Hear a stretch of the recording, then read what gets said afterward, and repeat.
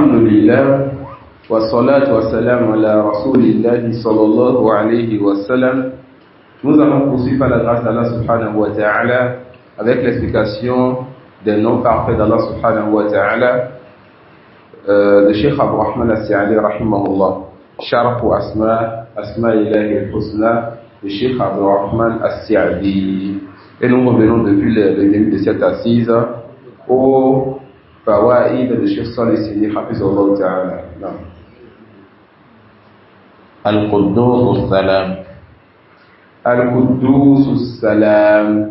Al-Quddus fait partie des noms d'Allah subhanahu wa ta'ala et As-Salam fait partie des noms d'Allah subhanahu wa ta'ala. Al-Quddus, on a déjà vu ça dans un autre livre et cela fait partie des noms qui montrent deux choses importantes.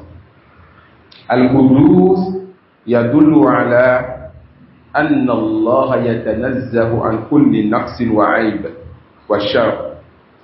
القدوس يدل على أن الله يتنزه عن كل نقص وعيب وشر. Al-Quddus, cela implique qu'Allah subhanahu wa ta'ala, il est exempt de tout manque, de toute imperfection et de tout mal. Ash-sharru laysa ilayhi, on ne lui attribue pas le mal. Al-Quddus, ça indique deux choses. La première de ces deux choses, Allah est exempt de tout manque, de toute imperfection et de tout mal. Allah subhanahu wa ta'ala est exempt de tout manque, de toute imperfection et de tout mal. La deuxième des deux, yunazzahu an mumathalati ghayrihi fi kamali. La deuxième chose qu'indique Al-Quddus, c'est que Allah subhanahu wa ta'ala, il a la perfection totale et il est unique dans sa perfection. Personne n'a sa perfection, personne n'est parfait comme lui. Donc il a la perfection absolue et il est unique dans la perfection. Il a la perfection absolue et il est unique dans la perfection. Donc Al-Quddus, ensuite As-Salam. As-Salam fait partie des noms d'Allah subhanahu wa ta'ala. Et le sens du nom d'Allah As-Salam est proche du sens du nom Al-Quddus. C'est-à-dire, As-Salam, c'est celui-là qui est exempt de tout manque, de tout défaut, de tout mal, de toute imperfection. Et c'est celui-là qui a la perfection totale et absolue, et il est unique dans sa perfection.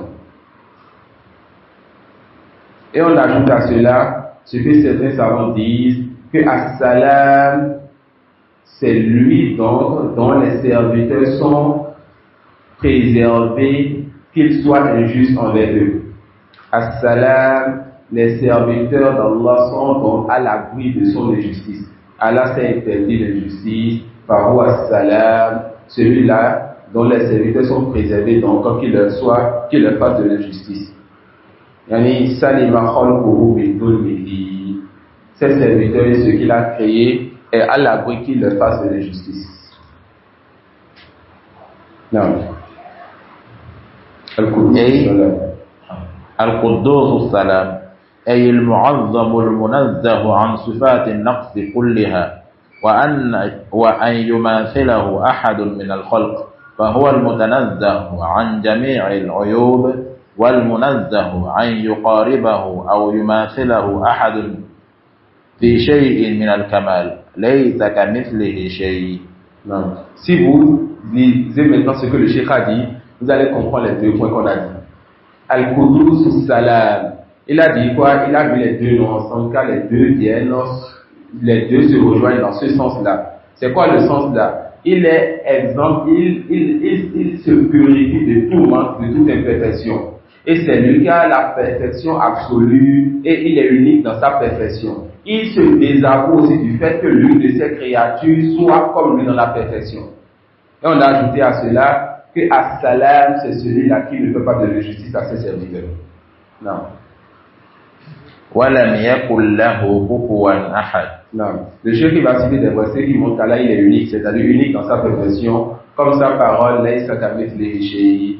Rien ou nul n'est comme lui. comme sa parole, walam yakul lahu kufuwan ahad. Et personne, il n'a pas d'égal. Il n'a pas d'égal. هل تعلم له سميا هل تعلم له سميا. Est-ce que tu lui connais donc un homonyme? Est-ce que tu lui connais donc un semblable? Non. فلا تجعلوا لله أندادا فلا تجعلوا لله أندادا. Ne donnez donc pas à Allah des égaux. فإنه الوحيد في كماله. Il est l'unique donc dans sa perfection. Non. فالقدوس كالسلام ينفيان كل نقص من جميع الوجوه ويتضمنان الكمال المطلق من جميع الوجوه لأن النقص إذا انتفى ثبت الكمال كله. Non. Et le cheikh vous rappelle encore cette règle. Il dit Al-Quddus est comme As-Salam. Les deux indiquent donc celui-là qui se désavoue, se purifie et est exempt de tout manquement, de tout manquer, de toute imperfection. Et la négation implique la perfection. La négation implique l'affirmation du contraire parfait. Alors c'est lui donc qui a la perfection absolue. Il a dit Al-Kamal Al-Mutlaq ou bien? Non. فالقدوس كالسلام ينفيان كل نقص من جميع الوجوه ويتضمنان الكمال المطلق من جميع الوجوه.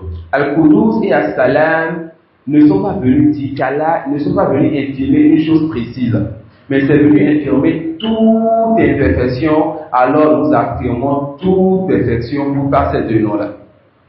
An-Nafi al-Mujmal yatadammanu al-Kamal al-Mutlaq. Al-Kamal al-Mutlaq. D'accord? L'affirmation qui est absolue ou générale va renfermer aussi l'affirmation de la perfection qui est totale, complète. D'accord?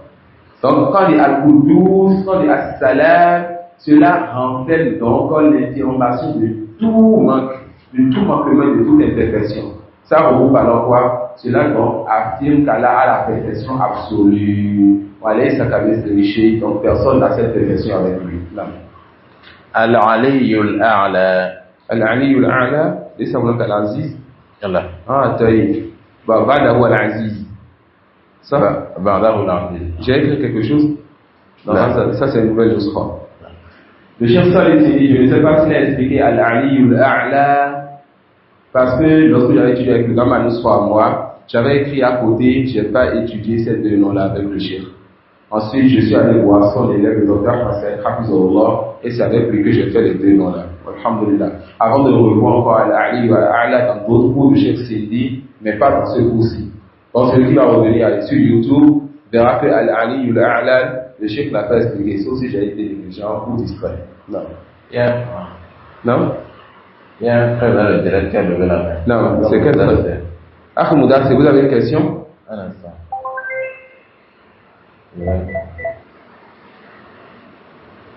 C'est pas déjà dit ça? Ahmouda, vous avez une question? Non, c'était une erreur, quoi. Ça y est, ça fait donne. Non. Salam alaikum.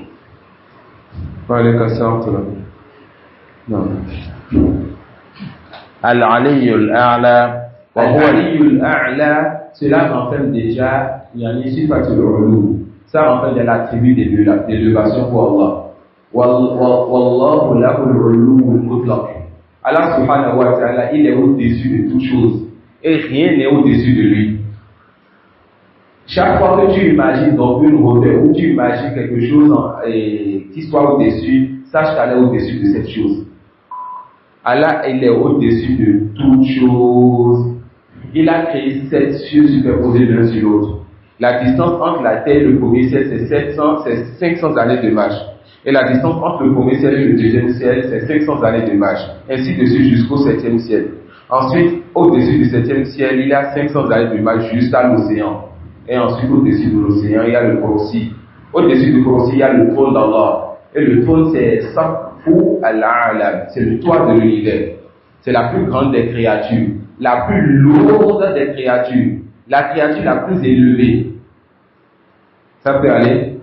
La créature la plus élevée. Et Allah est au-dessus de son trône. Il n'a pas besoin du trône. Et le trône et toutes les créatures en dessous ont besoin d'Allah par rapport à Solat.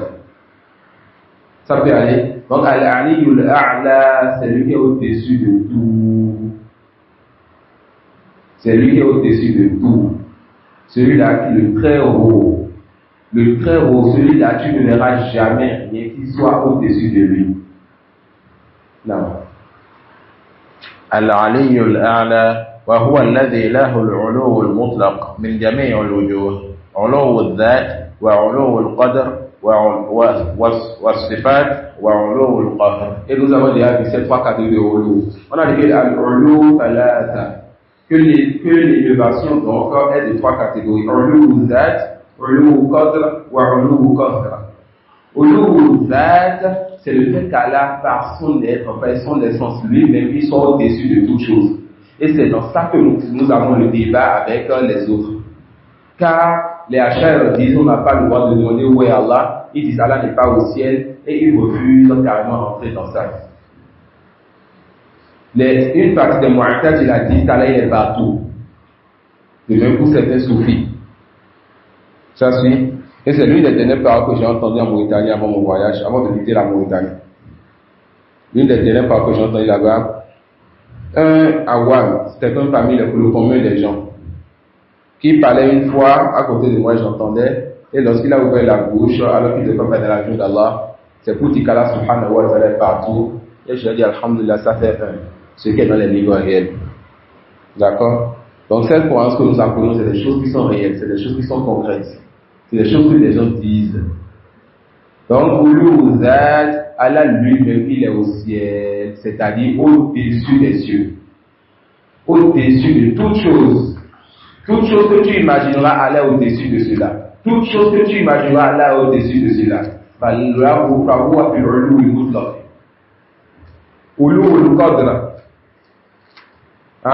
Allah subhanahu wa ta'ala, c'est lui donc qui a l'estime et la valeur la plus élevée. Ils n'ont pas estimé Allah à sa juste valeur. C'est lui donc qui a pris le dessus sur tous ses serviteurs. C'est ce qu'il veut qu'il passe. Ce que tu veux est ou ne se passe même si je ne le veux pas. Ça peut aller.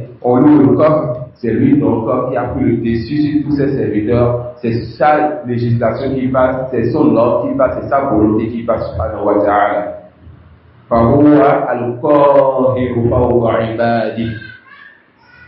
C'est lui donc qui a pris le dessus sur ses serviteurs. Il est le seul qui prend le dessus sur tout le monde et personne ne peut prendre le dessus sur lui. Non. فهو الذي على العرش استوى وعلى الملك احتوى. فهو الذي على العرش استوى وعلى الملك احتوى. Ce que le Cheikh a dit là, il est en train de réfuter les Ash'ari. Parce que les Ash'ari disent que Allah subhanahu wa ta'ala, quand il dit Ar-Rahman wa al-Arsh istawa, ils disent non, istawla. Quand Allah dit qu'il s'est élevé sur le trône, c'est-à-dire il a créé les cieux et la terre en 6 jours, ensuite un mois précis, il s'est élevé sur le trône, eux ils disent non, istawla. Ça veut dire quoi istawla? Yani ihtawa al-Kursi. Ils vont faire deux erreurs ici. Première erreur, ils vont changer le sens et les lettres du mot stawa. Ils vont dire istawla. Ils ont changé les lettres. Deuxième erreur, sur le même mot, ils vont dire istawla bima'na ihtawa. C'est-à-dire, il a pris le dessus, il a gouverné, il a pris ça en sa possession. Ça suit.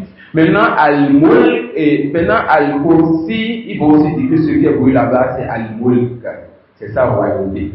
Donc, ar-Rahman wa al-Arsh istawa, quand un Ash'ari dit cela, dans sa tête, c'est quoi? Ar-Rahman wa al-mulk ihtawa. Le tout miséricordieux a pris possession de son royaume. On va laisser le débat sur le sens du mot istawla. Et on va voir un peu ce que le Cheikh a dit. Il a dit quoi? Il a dit ala al-arsh istawa wa ala al-mulk ihtawa. Allah subhanahu wa ta'ala, il s'est élevé sur le trône et à lui appartient donc la royauté. Pour leur dire que le trône n'est pas la royauté. Le trône n'est pas la royauté, mais il a la royauté, c'est-à-dire tout ce qui est dans les cieux et la terre. Le trône est autre que le trône lui appartient. Mais il n'a pas fait l'istiwa sur toutes ces créatures. Il a fait ça sur une seule créature qui est quoi? Al-Arsh. Ça peut aller. Il a fait l'istiwa sur quoi? Sur Al-Arsh. Et s'il refuse cela, on le demandera comment? Avant de créer les... Quand est-ce qu'il a fait Al-Istiwa? Après avoir créé les cieux et la terre en 6 jours. Avant cela, est-ce que les cieux et la terre, tout ce qu'il a créé ne lui appartenait pas? S'ils disent oui, on leur dit alors pourquoi vous dites qu'il a créé les cieux et la terre en 6 jours? Ensuite, il a pris en sa possession les cieux et la terre. Vous voyez un peu? Donc on dit quoi? Il a toujours été Al-Malik, Al-Malik. À lui appartient toutes choses, et c'est lui le roi, le gouverneur, le maître de toutes choses. Mais après avoir créé les cieux et la terre en 6 jours, il s'est élevé sur quoi? Sur son trône. Al-Arsh istawa wa al-mulk istawa. Et ça fait partie des phrases bénéfiques qu'on retient. Non. Non, mais ça.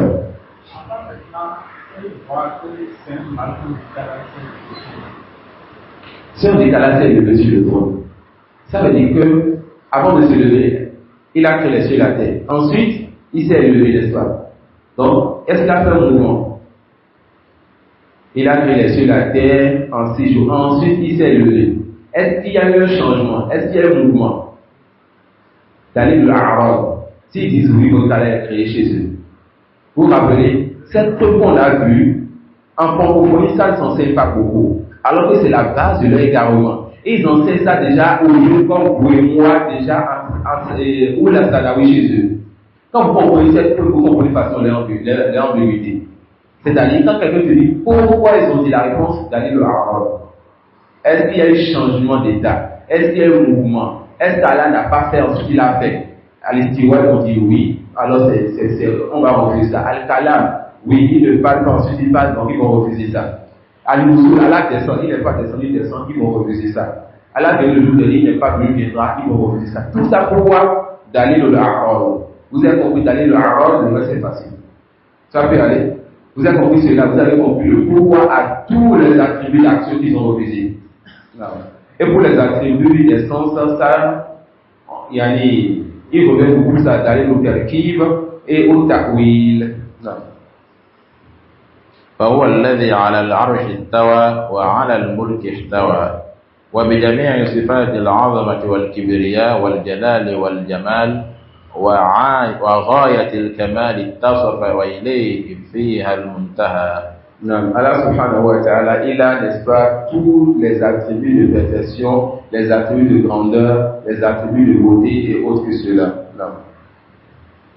Al-Aziz, الذي له العزة كلها عزة القوة وعزة الغلبة وعزة الامتناع. J'avais dit dans le cours de l'Aqidatul Ahl-Sunnah que quand on va voir Al-Aziz, ça a 3 sens. C'est ça que le chef vient de citer. Quand on dit Al-Aziz, ça rappelle 3 sens. On peut encore reprendre. Al-Aziz, alladhi lahu al-'izzatu kulluha. Celui qui a la puissance, Al-Aziz le puissant. Celui qui a la puissance, qui a toute la puissance, non? Izzatul quwwa. Il a Izzatul quwwa. Le mot Aziz vient et on veut de cela le fort. Al-Aziz le fort. On dit Azza ya Azzu avec fatha sur le aïn. Azza ya Azzu, yani qawiya. Il est fort. Yani il est devenu fort ou bien il est fort. Donc Al-Aziz bima'na al-qawi. Al-Aziz vient avec le sens de celui qui est fort. Wa izzatul ghalaba. Izzatul ghalaba ou izzatul qalb, on dit Azza ya Azzu avec le dhamma. Donc Azza ya Azzu avec la fatha qawiya.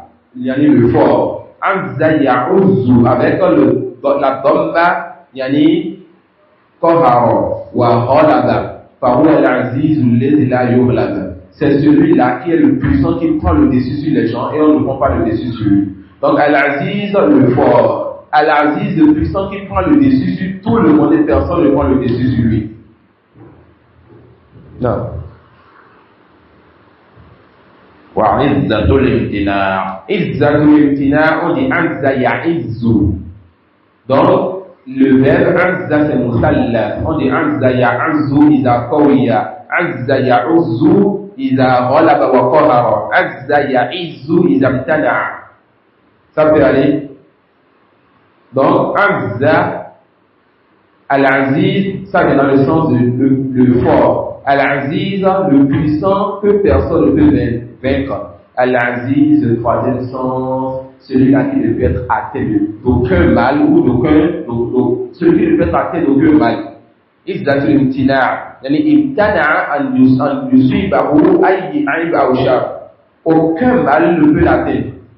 D'accord? Aucun mal ne peut l'atteindre. C'est pour ça qu'Allah subhanahu wa ta'ala dit wa innahu lakitabun aziz. Est-ce qu'il veut dire que c'est un livre puissant? Non. C'est-à-dire que c'est un livre que le mal ne peut pas toucher. Le faux ne peut l'atteindre d'aucune part. D'accord? Donc, Al-Aziz qui est venu dans la parole d'Allah, wa innahu lakitabun aziz, yani izzatul imtina', azza ya'izzu. Le livre d'Allah, le mal, le faux ne peut le toucher d'aucune part. Donc, Allah, c'est lui Al-Aziz. Al-Aziz, c'est-à-dire le fort. Al-Aziz, c'est-à-dire le puissant que personne ne peut le vaincre. Al-Aziz, celui-là qui n'est touché aucunement du mal ou du faux. Non. الذي له العزة كلها عزة القوة وعزة الغلبة وعزة الامتناع فامتنع أن يناله أحد من المخلوقات وقهر جميع الموجودات ودانت له الخليقة. Donc c'est lui qui est Al-Aziz, personne parmi ces créatures ne peut l'atteindre de quelque chose. C'est lui qui est Al-Aziz, c'est lui qui a pris le dessus sur toutes ces créatures. C'est lui qui est Al-Aziz, c'est lui qui est le fort, et toutes ces créatures sont soumises à lui. Non. وخضعت لعظمته. Non? Non, فهو العزيز. أحسنت. نعم. هذا يعني يأتي في سياق أو في معنى العزيز. يعني الله سبحانه وتعالى dit à cette créature que vous n'allez pas, n'est-ce pas, pouvoir l'atteindre de mal. D'accord? Ça on peut le résumer en un mot. Jazakallahu khairan en disant tout simplement فهو العزيز. نعم. أحسنت. القوي المتين. القوي المتين. Parmi les noms d'Allah, c'est lui Al-Qawi. Et parmi les noms d'Allah subhanahu wa ta'ala, Al-Matin. وهو في معنى العزيز. Non. Donc, Al-Qawi et Al-Matin sont dans le sens du nom d'Allah Al-Aziz. D'accord? Al-Qawi et Al-Matin sont dans le sens du nom d'Allah Al-Aziz. الجبار هو بمعنى العلي الأعلى وبمعنى القهار. Les savants disent Al-Qawi huwa Dhul-Quwwa. Al-Qawi, c'est celui qui est fort. Wal-Quwwatu kamalul qudra. Et la force, c'est la pleine capacité, le fait d'avoir la pleine capacité de faire quelque chose. Al-Quwwa huwa kamalul qudra. La force, c'est le fait d'avoir la pleine capacité donc de faire quelque chose. Alors on retrouve chez Allah trois choses importantes dans ce chapitre. On retrouve chez lui Al-Qudra, Al-Quwwa, Wal-Matana. Al-Quwwatu, Al-Qudratu, Wal-Matanatu. Al-Quwwa, la force. Al-Qudratu, la capacité. Wa huwa ala kulli shay'in qadir. Il est capable de faire toutes choses. Wal-Matanatu, c'est la force absolue, la grande force. D'accord? C'est la grande puissance. Al-Jabbar. Al-Jabbar. Allah Ustad. J'étais venu à cet endroit et regarde ce que j'ai écrit là-bas. Allah Ustad. Ensuite, j'ai recommencé encore le cours ici. Allah Ustad. Al-Jabbar. Al-Jabbar fait partie des noms d'Allah subhanahu wa ta'ala et cela rappelle plusieurs sens aussi. Parmi les sens de ce nom d'Allah Al-Jabbar, c'est lui Al-Raouf. فهو الذي يجبر قلوب المنكسرين ويرأف أو يرأف ويرحم. Al-Jabbar, c'est celui-là donc qui répare le cœur de ses serviteurs, qui leur fait miséricorde et qui est doux envers eux. Al-Jabbar, c'est celui-là qui réforme le cœur de ses serviteurs, et quand la réforme le cœur, c'est celui-là qui est doux envers ses serviteurs et qui leur fait miséricorde. Et Al-Jabbar, et ça va vous étonner le sens suivant, Faou al-Qahhar. Al-Jabbar, et souvent quand quelqu'un entend le nom d'Allah Al-Jabbar, c'est à ça qu'il pense en premier. Al-Jabbar, c'est lui Al-Qahhar, celui-là qui a pris le dessus sur tous ses serviteurs. Subhanallah. Dans le même nom, on comprend que c'est lui qui est doux, miséricordieux envers ses serviteurs et qui répare dans le cœur de ses serviteurs. Et on comprend dans le même nom que c'est lui, donc le puissant, qui a pris le dessus sur ses serviteurs. Subhanallah. Subhanallah. Dans un même nom, celui qui médite voit que c'est lui qui lui fait miséricorde, et celui qui médite voit que c'est lui donc qui l'a soumis, et c'est lui donc qui a pris le dessus sur lui. Et dans Al-Jabbar aussi, on a le sens du nom d'Allah Al-Ali, celui qui a donc l'élévation sur toute chose. Al-Jabbar, on a le sens de Al-Ali, celui qui a l'élévation sur toute chose.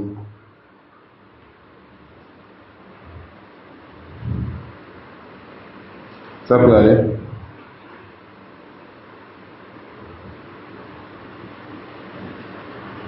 Non. Et certains savants ajouté un quatrième sens, Al-Jabbar bima'na Malik. Mais même chez les Arabes, ça c'est un sens qui est peu utilisé. Même chez les Arabes, ça c'est un sens qui est peu utilisé. Donc on a trois sens principaux et un quatrième sens qui est aussi connu dans la langue arabe mais qui n'a pas trop de preuves chez les poètes arabes. Donc on a les trois premiers sens, Al-Jabbar qui vient dans le sens de Al-Ra'ouf. Al-Ra'ouf, celui-là qui est doux envers ses serviteurs, qui est miséricordieux envers eux et qui répare le cœur de ses serviteurs. Deuxième sens, Al-Jabbar qui vient dans le sens de Al-Qahhar. C'est lui qui a pris le dessus sur ses serviteurs. C'est lui qui s'impose à ses serviteurs. Troisième sens, Al-Jabbar Al-Ali. Celui qui donc s'est élevé sur tout le monde, sur toute chose. Subhanahu wa ta'ala.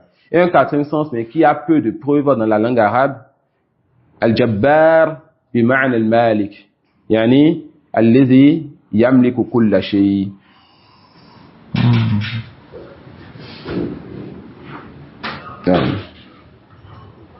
Et parmi les shawahid, c'est-à-dire dans les poèmes arabes, la parole du poète de Ibn al-Ahram, quand il dit wa an'ama sabahan ayyuha al-jabr, wa an'ama sabahan ayyuha al-jabr, yani ayyuha al-mulk.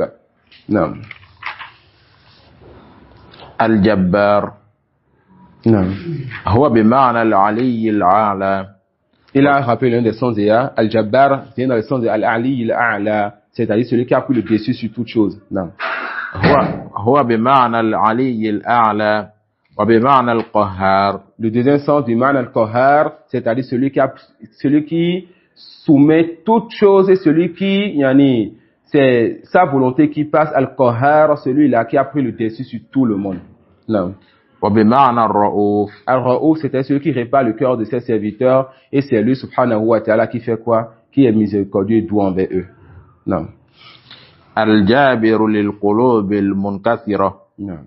Al-Ra'ouf, celui-là qui répare le cœur cassé de ses serviteurs.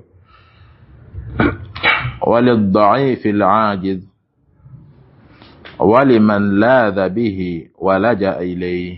C'est lui qui répare le cœur de ses serviteurs qui ont le cœur brisé, ceux-là qui ont fait des péchés et qui reviennent vers lui, ces serviteurs qui sont faibles et ceux-là qui cherchent secours auprès de lui, subhanahu wa ta'ala. Al-Mutakabbir. Et cette méthodologie, j'ai beaucoup profité de cette méthodologie avec notre chef, le docteur Ahmad Saïd. Quand il prend un livre d'abord et qu'on lit juste le titre, il nous apporte un résumé de ce dont on a besoin. Ensuite, quand le frère Karim, un Égyptien, celui qui lit les livres, celui qui lit, le cheikh explique, quand il commence par lire, c'est comme si tu avais déjà étudié ce livre. Quand tu entends des choses qu'on t'a déjà dit, maintenant tu as noté. Et là, ça te fait en même temps comme une révision dans le cours. Et tu sors du cours, tu révises un peu, ça reste, Inch'Allah. Le cheikh, on le lit d'abord le titre, ou bien on le dit non, comme on le fait maintenant, il t'explique. Ensuite, quand on lit le livre, il ne va pas te dire quelque chose de nouveau. Parfois, quand je ne révise pas le livre avant de venir m'asseoir, c'est quelque chose que l'étudiant doit faire, il doit lui-même d'abord lire le livre avant de s'asseoir. Quand le chéri commence à parler, et que je constate beaucoup écrit, j'ai un ami là, un Nigérien, quand il a le posé à Botorik, il me regarde et sourit, et quand j'ai compris mais pourquoi sourire, je fais attention. Quand il me regarde et sourit, j'écris, et à la fin, quand le chéri commence à parler, 90% de ce que j'ai écrit dans le livre. Et j'ai réécrit le livre encore dans le livre. Donc quand je commence, je fais comme ça, je regarde et souris en même temps, je dépose mon stylo. Et je regarde vite fait sur la page à ce que le chef est en train d'essayer dans le livre. Lui, il vous résume ça tout simplement. Et c'est une bonne méthode qu'il a et qui fait que nous comprenons facilement le cours, même quand on est dans l'assise. Vous voyez? Mais on vient voir comme ça et en même temps on a lu ce qui est dans le livre. Et ensuite, il parle. Parfois, les chefs, il y a certains savants, ils vont parler, ils vont expliquer et tu ne sais plus ce qui est dans le livre. C'est-à-dire, quand on te ramène le livre, tu ne sais pas si tu as étudié ce livre ou pas. Tu as aussi des fawaïd, mais tu ne sais pas si ce livre, tu l'as étudié ou pas. Vous voyez? Et il y a certains savants, ils savent comment t'enseigner, tu gardes des fawaïd et tu gardes ce livre. C'est-à-dire, quand on t'amène quelque chose, tu sais que ça, c'est dans tel livre qu'on a trouvé ceci. Quand on a le posé sur le lien. Non.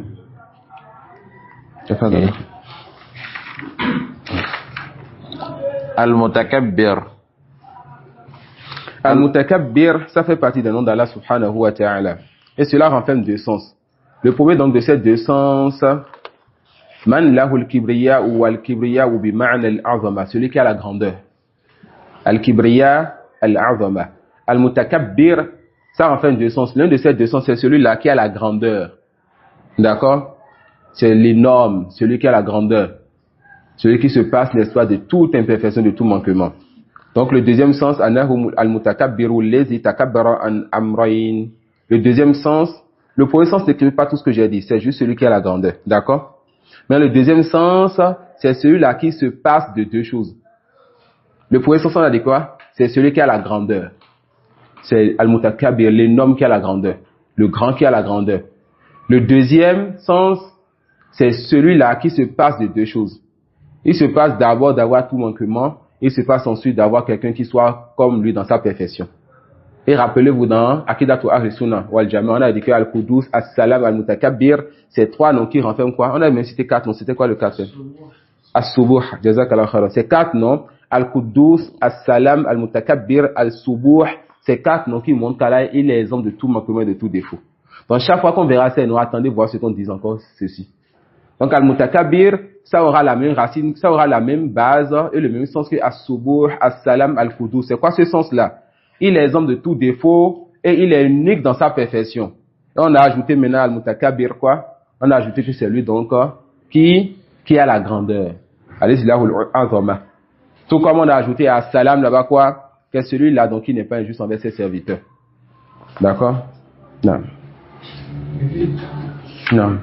Est-ce que les noms que l'auteur cite comme par exemple Al-Matin, Al-Qawi ou Al-Matin, c'est deux noms qui ont un sens qui est proche. avec ces noms, ça a ces noms peut appliquer la règle qu'on avait.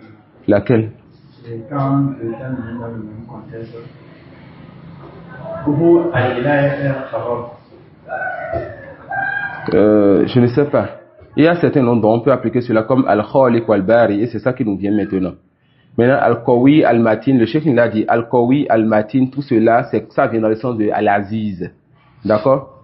Donc, tu peux dire par exemple Al-Aziz, le puissant. Al-Qawi, le fort. Al-Matin, celui qui a une grande force, une force solide. D'accord? Non. Mais appliquer la règle comme ça, Allahu a'lam. Ces règles, nous les appliquons si les savants nous disent. Vous voyez? Non. C'est ma question, parce qu'il y a des noms ici où ça a de nuances. Bien sûr. C'est pratiquement. Mais on a déjà dit, il n'y a pas deux noms d'Allah qui sont des synonymes parfaits. Il y aura toujours une différence. Que notre petite personne connaisse cette différence ou pas, mais il y aura toujours une différence, une nuance. Non? Mais tu sais en arabe, non, c'est en arabe. Non. Les Arabes, en fait, ils sont basés sur Al-Qur'an pour définir ces noms-là, ou bien quand tu comprends bien l'arabe, tu peux déjà expliquer les noms. Mais même les noms d'Allah, dans la langue arabe aura une base que les anciens arabes connaissent. Car Allah a parlé dans la langue arabe. Vous voyez? Et la langue arabe, c'est une langue où chaque lettre a sa place. On dit ziyadatul mabna tufidu ziyadatul ma'na. Quand une seule lettre s'ajoute dans un mot, alors il y aura aussi une nouvelle faïda dans le sens de ce mot-là. Vous voyez? Donc, que dire quand les lettres sont carrément différentes? Quand on a al-qawi, le fort, al-qadir. De toute façon, on a dit qu'il y a al-quwa, la force, il y a al-qudra, qui est la capacité, il y a aussi al-matana, qui est la pleine force. Vous voyez, il y aura forcément une nuance, obligatoirement. Non. Non, pas ça. المتكبر عن السوء والنقص والعيوب لعظمته وكبريائه. Ouais, comment le cheikh il a tout ramené. Il dit quoi? Al-Mutakabbir. C'est celui-là qui se passe, n'est-ce pas, du mal, du faux. C'est celui-là qui se passe de tout manquement. C'est celui-là qui a sa perfection. Et il se passe de tout cela pourquoi? À cause de sa grandeur. Donc nous, avant de lire, on a dit quoi? Que cela renferme deux sens. Celui qui a la grandeur, al-Azama, et celui qui se passe de deux choses. Toute imperfection et d'avoir quelqu'un qui soit comme lui dans sa perfection. Et le cheikh, il te résume tout en une phrase. Il te dit quoi encore? المتكبر عن السوء والنقص والعيوب لعظمته وكبريائه. C'est celui-là qui, n'est-ce pas, se purifie et se détourne de tout mal, de toute imperfection, et cela à cause de sa grandeur. Non. الخالق البارئ المصور. Non. الذي خلق جميع الموجودات. Al-Khaliq, Al-Bari, Al-Musawwir. Al-Khaliq, c'est-à-dire le créateur. Et Al-Khaliq, ça peut venir dans plusieurs sens. Mais le sens qui est particulier à Allah, Huwa alladhi awjada kulla shay'in min al-adam. C'est celui qui a tout amené, tout ramené du néant. D'accord? Celui qui a tout amené, tout sorti du néant. Non. Et Al-Bari, les savants, ils ont dit que c'est celui qui crée quelque chose qui a une âme. N'est-ce pas? C'est celui qui crée quelque chose qui a quoi? Qui a une âme. On dit une âme? Non, une âme. Celui qui crée quelque chose qui a quoi? Qui a une âme. Et d'autres savants disent que Al-Bari, c'est celui qui crée l'homme. Yani Bari al-Insal, Bari al-Baraya, yani Minat Turab. Car l'homme est créé du sable, donc on dit Al-Bari, celui qui a créé l'homme. Donc Al-Bari, certains savants disent que c'est celui qui a créé ce qui a une âme, d'autres ont dit non, c'est celui qui a créé c'est celui qui a créé l'homme. Al-Musawwir, celui qui a formé, et celui qui a donné une forme et un aspect à l'homme. Al-Musawwir, c'est celui qui a donné une forme et un aspect à l'homme. Maintenant, les savants ont dit quand Al-Khaliq et Al-Bari viennent dans le même sens, ils vont dire que Al-Khaliq, c'est celui-là qui a prédestiné. Et Al-Bari, c'est celui-là qui a fait sortir, celui qui a créé ce qu'il a prédestiné. D'accord? Donc, Al-Khaliq, alladhi qaddara, celui qui a prédestiné, Wal-Bari, alladhi awjada, min al-adam, celui qui a donc fait sortir du néant ce qu'il a prédestiné. Quand Al-Khaliq et Al-Bari viennent ensemble. Et ce qu'ils nous disent, nous disons, ce qu'ils ne nous disent pas, nous disons, nous ne savons pas. Non.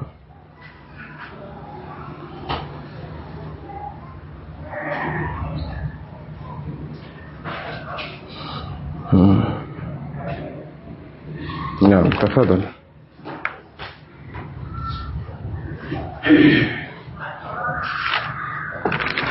الخالق البارئ المصور الذي خلق جميع الموجودات برأها وسواها بحكمته وصورها بحمده وحكمته وهو لم يزل ولا يزال على هذا الوصف العظيم.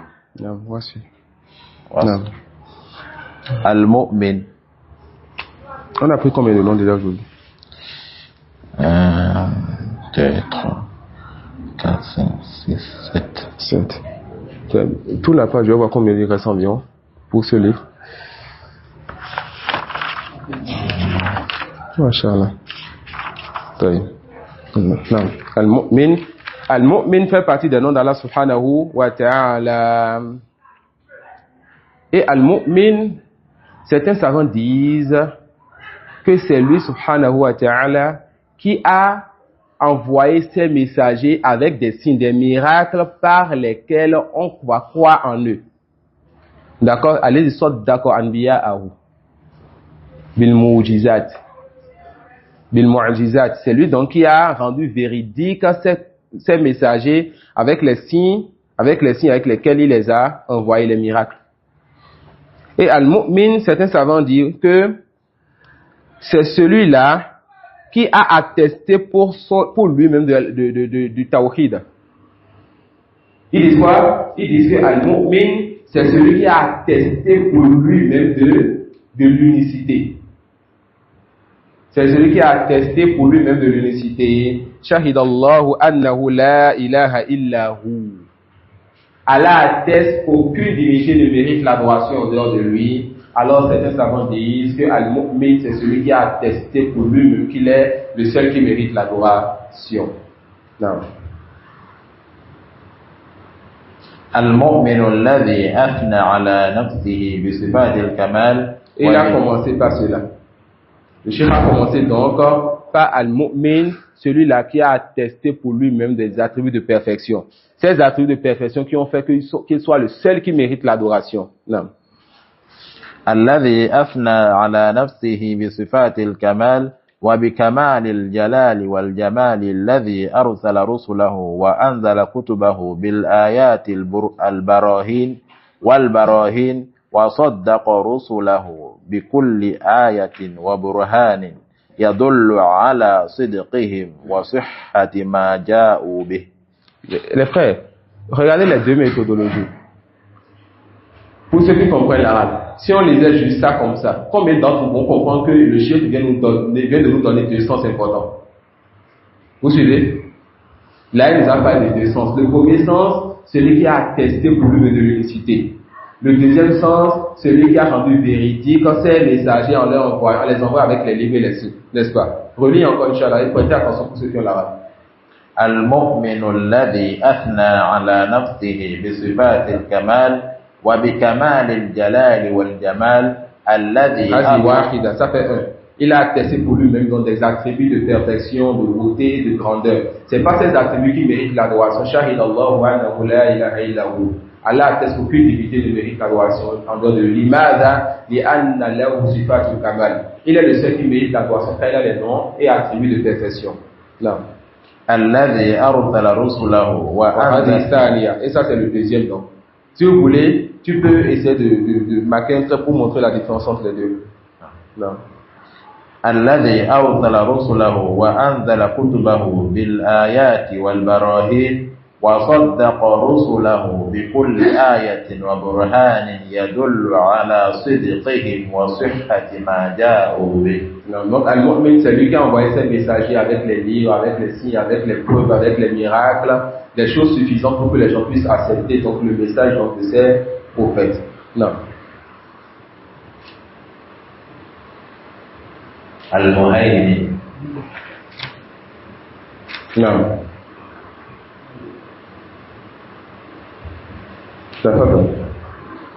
المطلع على خفايا الأمور وخبايا الصدور الذي أحاط بكل شيء علما.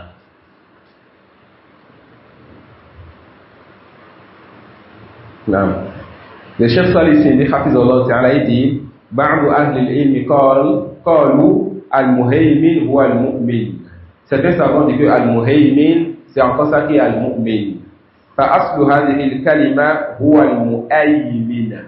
Que la base du mot al-muhaymin c'est al-mu'aymin. Al-mu'aymin. ثم أبدل الحرف إلى الهاء. Ensuite ils ont remplacé la hamza par un ha. فصارت مهيمن. Et cela devient donc muhaymin. وإلا فالأصل mu'aymin. Donc si on prend cette parole de ces savants, on dira de muhaymin ce qu'on a dit de mu'aymin. Ensuite le chef dit ولكن هذا فيه نظر. Mais que cela c'est pas sûr. D'accord? وهذا أيضا علم. Que les savants t'enseignent quelque chose, ensuite tu dis que ça c'est tel, afin que tu connaisses l'authentique du faux et l'authentique de ce sur quoi il y a un doute. ثم قال المهيمن هو المطلع على العباد. Al-Muhaymin, c'est celui-là donc qui surveille ou bien qui observe ses serviteurs. Al-Muhaymin, c'est celui-là qui a l'œil sur ses serviteurs, qui observe ses serviteurs. Et d'autres savants disent Al-Muhaymin, huwa alladhi alima wa tala'a ma qudra. C'est celui-là qui a su et qui a observé, qui suivait ses serviteurs avec capacité. Subhanahu wa ta'ala. Avec capacité. Il a la capacité et il l'a fait.